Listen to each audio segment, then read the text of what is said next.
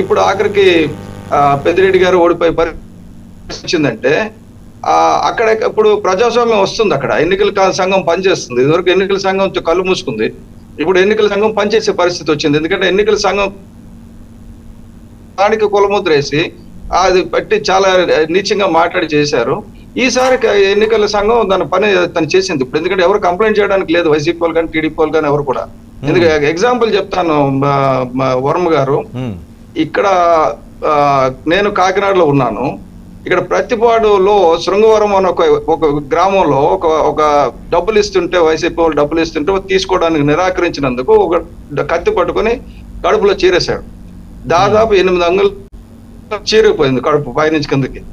అంత చేసిన తర్వాత వాడు మీద కేసు పెట్టమంటే అసలు అది జరగలేదు, ఎవడు తీసుకోవడం మానేసింది. అక్కడ police station, Srungavaram police station రఫియో సఫియో ఎవరు ఉన్నారు, ఆయన ముస్లిం, ఆయన మేము తీసుకోమండి, దూరంపూడి చంద్రశేఖర్ రెడ్డి గారు చెప్తే కానీ మేము తీసుకోవాలన్న పరిస్థితిలో ఆయన చేశాడు. చేస్తే అక్కడ సజ్జన్ మిత్తల్ అని చెప్పి, సంజీవ్ మిత్తల్ అని చెప్పి స్పెషల్ ఐపీఎస్ ఆఫీసర్ వస్తే నేను ఆయనకు వెళ్ళి ఆ విజువల్స్ చూపించాను. ఆ రక్తం కాదు ఎంతవరకు కట్ అయిపోయింది, గాయం చూపిస్తే వెంటనే ఆయన కలెక్టర్ గారికి ఫోన్ చేసి is there any stabbing incident reported here అని అడిగారు నా ఎదురుకుండా. అయితే no sir, in our parliament nothing is happened అన్నాడు. Then I'm sending some visuals you see and let me know అన్నాడు. చూస్తే sir it is very scary అన్నాడు. So immediately file a case, this is the details అని పంపిస్తే అప్పుడు case కట్టి అది కూడా ఏంటి చిన్న గాయం కూడా కాదు, స్మాల్ హర్ట్ అని రాసి కేసు బుక్ చేశారు.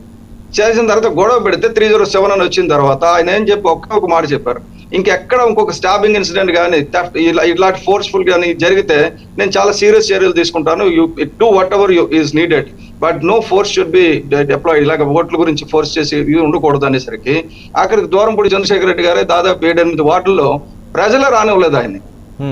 అంటే భయపెట్టి పాలించే పరిస్థితి పోయిందండి. ఇప్పుడు మళ్ళీ ప్రజాస్వామ్యం ప్రజారాజ్యం వస్తుంది. అది it's a good sign for democracy అండి. రావాలి ఇది, ఎవరికైనా ఒక వన్ సైడ్ గా ఉండకూడదు.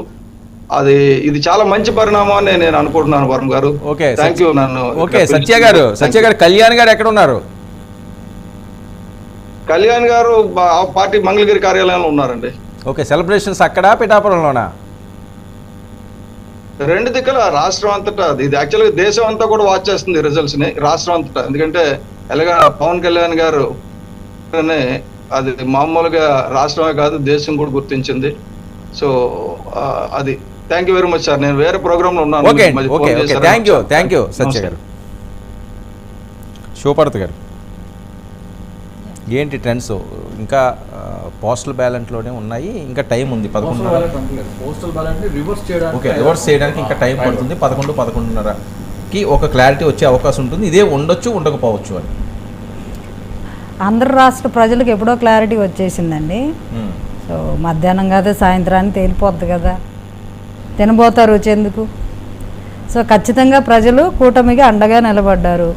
ఇది ప్రకృతి నిర్ణయం. ఇది ఎవరు ఏమి మేమే కాదు, మేమే గెలుస్తాం, ప్రజలు ప్రకృతి అన్ని కలిసి నిర్ణయం అంతే. మరి ఎందుకంటే ప్రజలు నిర్ణయించుకున్న ప్రజా నిర్ణయాన్ని కూడా అడ్డుకునే పరిస్థితులు ఉన్న అంత దౌర్భాగ్య పరిస్థితులు ఆంధ్ర రాష్ట్రంలో ఉన్నాయి. కాబట్టి ఇప్పుడే సత్య గారు చాలా క్లియర్గా చెప్పారు. అంత పెద్ద దాడి జరిగిన, అంత పెద్ద గాయమైన, చిన్న గాయమైన రాసే పరిస్థితి. అందుకే ప్రకృతి సహకరించింది అనేది. సో అలాంటి వాటిని కూడా అడ్డుకట్ట వేయగలిగి, కట్టడి చేయగలిగి, ప్రజాస్వామ్యాన్ని బ్రతికించుకోగలిగామంటే అది.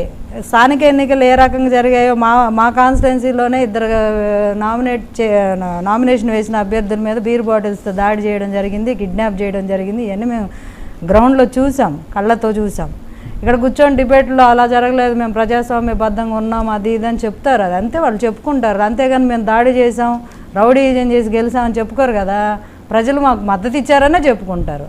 మేము ప్రజలు మద్దతు ఇవ్వలేదంటే మళ్ళీ బాగోదు కదా. వాళ్ళు లాక్కున్న విషయం అందరికీ తెలుస్తుంది, ప్రజలతో సహా. ఇక్కడ ఈరోజు సామాన్యుడు కూడా బయటకు వచ్చి మాట్లాడలేకుండా సామాన్యుల మీద ఎన్ని కేసులు ఉన్నాయండి? ఒక్కొక్క నియోజకవర్గంలో దాదాపు 7-8 వేల మంది మీద కేసులు పెట్టారు. అసలు దేనికి పెట్టారు